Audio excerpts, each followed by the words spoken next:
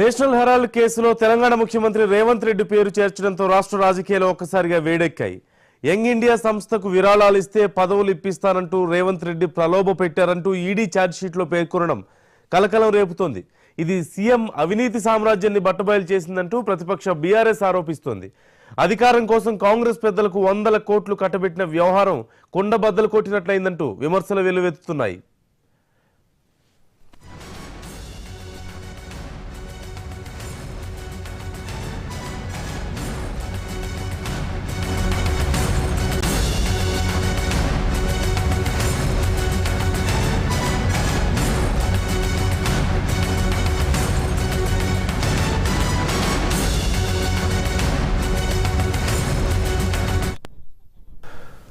CM అయిన తర్వాత రేవంత్ రెడ్డి అవినీతి 1000 కోట్లకు చేరిందంటూ కేటీఆర్ ఆరోపించారు. దివ్యమైన తెలంగాణను దివాళా తీపించి 1000 కోట్లు కొల్లగొట్టడం వల్లే ఈ ఈడీ కేసులో రేవంత్ రెడ్డి ఇరుక్కుపోయారంటూ కేటీఆర్ దుమ్మెత్తిపోశారు. మరోవైపు ఈడీ కేసు కేవలం ఛార్జ్షీట్కే పరిమితం అవుతుందా లేక విచారణకు కూడా పిలుస్తారా అనేది ప్రస్తుతం ఉత్కంఠ కలిగిస్తోంది.